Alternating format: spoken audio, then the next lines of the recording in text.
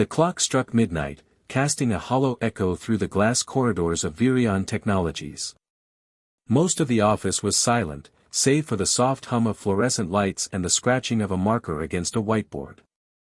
Ethan Royce, the company's 42-year-old CEO, stood alone in the boardroom, sleeves rolled up, brows furrowed.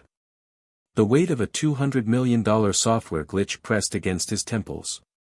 The brightest minds he'd hired had tried everything. Still, the system's core kept collapsing under pressure, threatening to undo years of progress and investor confidence. His marker squeaked as he circled yet another failed logic path. Frustrated, he tossed it onto the table and buried his face in his hands. Behind him, the door creaked open. Rosa stepped in quietly, holding a mop and a dustpan. She had worked there for almost 5 years, cleaning the offices after hours, always quiet, always respectful. Ethan barely glanced at her. But Rosa paused as she passed the whiteboard. Her eyes scanned the looping lines of code, an architectural mess of recursion and dead ends. She hesitated. Then softly said, "That's a recursive loop, you're missing a base case." Ethan's head shot up. "What did you say?" Rosa stepped back, nervous. I'm sorry. I just noticed, if you don't define a base case, it'll keep calling itself forever." Silence. Ethan stared at her, utterly dumbfounded. The janitor just diagnosed the same problem his top engineers couldn't solve. Ethan's expression froze somewhere between disbelief and curiosity. For a moment, he thought he'd misheard her. He straightened up, eyeing Rosa carefully. "You know recursion?" Rosa took a nervous step back, wringing her gloved hands. "I used to. A long time ago. Back in El Salvador, I was studying computer science. I didn't finish. My father got sick. I had to support my family." Her voice was low, but steady. "I still read textbooks. Sometimes, I look at your whiteboards when I'm cleaning." Ethan blinked. "Come here," he said, stepping aside. He handed her a marker. Rosa hesitated, then slowly approached the board, scanning his logic once more. Her hand trembled as she began to draw. "Right here," she said, circling a point. "Your function calls itself, but you never tell it when to stop. You just need a condition, something simple. Like, if the data reaches 0, return." She added a few neat lines of code in the margin. "That will ground the loop." Ethan watched, stunned. The correction was not only accurate, it was elegant. Her logic was precise, the flow natural. It was something only a deeply intuitive coder would see, not someone who dusted keyboards for a living. "Do you have any idea what this is worth?" he asked, half whispering. She looked down. "I just wanted to help." Ethan felt a strange tightness in his chest. He'd built a billion-dollar company on intellect and ambition. But here, in the quiet of night, a woman dismissed by everyone had just solved a problem that cost them millions. For the first time in years, he was speechless. Not from stress, but from awe. Something had just shifted, and he knew this wasn't the end of Rosa's story. It was the beginning. The sun was barely up when Ethan Royce arrived at the office, a rare occurrence for a man who typically started his day after a gym session and espresso at home. But today was different. He hadn't slept. Rosa's quiet brilliance haunted him all night, not just what she had done, but how effortlessly and humbly she had done it. At 8 a.m. sharp, he called an emergency meeting with the executive team and senior developers. Groggy engineers filed into the boardroom, surprised to see the CEO already there, wide-eyed and energized. Then Rosa walked in behind him. In her usual janitor's uniform, clutching a notebook and nervously scanning the room, she looked completely out of place. Whispers spread like static. Ethan silenced them with a raised hand. "This woman," he began, "solved the core of our software failure in under a minute last night. A problem we've spent 6 weeks and a small fortune trying to fix. The CTO frowned skeptically. Sir, with respect, that's...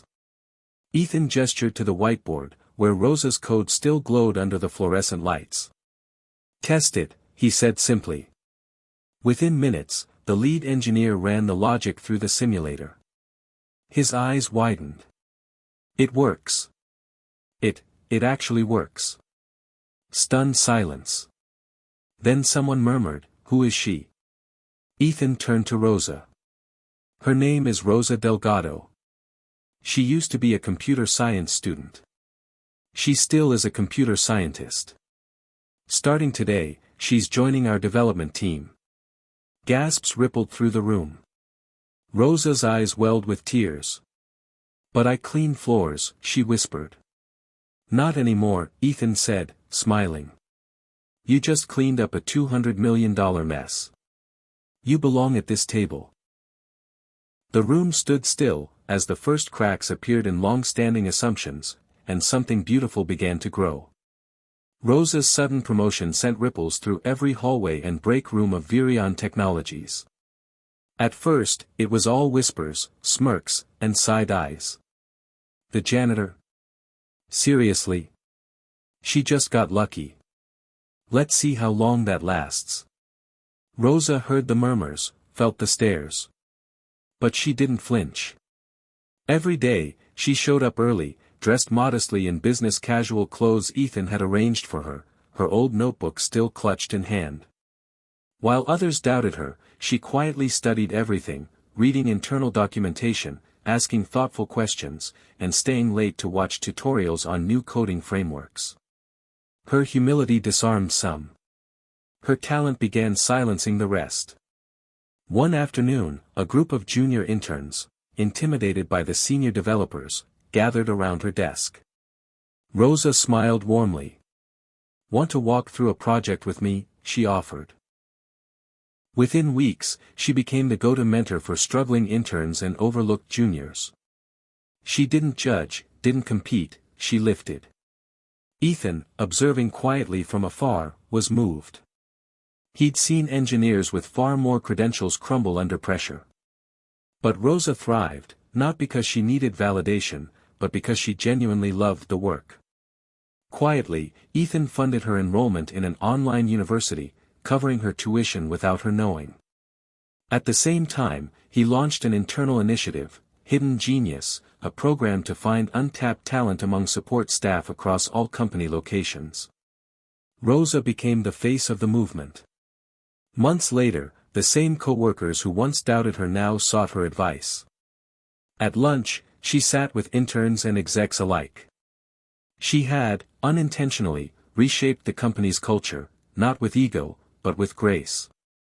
The woman who once mopped floors now walked through the office with quiet confidence, not because others finally saw her worth, but because she never stopped believing in it herself. The auditorium was filled to capacity. Employees, investors, board members, and press buzzed with anticipation for Virion Technologies' annual awards night. Lights danced across sleek screens displaying milestones, breakthroughs, and headlines. But the highlight of the evening hadn't been announced yet. Ethan Royce, dressed in a sharp black suit, stepped up to the podium. He paused, scanning the crowd, his usually confident voice softened with emotion. Tonight, he began, I want to tell you a story. Not about revenue, not about software, but about vision. And how sometimes, it comes from the most unexpected places. The crowd leaned in. A year ago, I was losing sleep over a $200 million failure in our system. Our top engineers had given up. One night, I stayed late, desperate. And in walked Rosa Delgado, our janitor. Gasps echoed across the room. She glanced at the whiteboard, then quietly fixed what none of us could. In seconds. She didn't ask for praise. She apologized for speaking. Ethan's voice caught. He looked toward the side of the stage. Rosa, will you join me? Rosa stepped out, now dressed in a simple navy blue blouse and slacks. No spotlight could match the glow of her quiet grace. The audience rose in a standing ovation, some clapping, others wiping away tears. Ethan smiled. She didn't just save our project, she transformed our company. Rosa reminded us that brilliance doesn't wear a title. It wears humility, courage, and heart. Rosa, overwhelmed, stepped to the mic. I was just doing what I love. Sometimes the world doesn't see you until you step into the light. But that doesn't mean you stop shining. The crowd roared.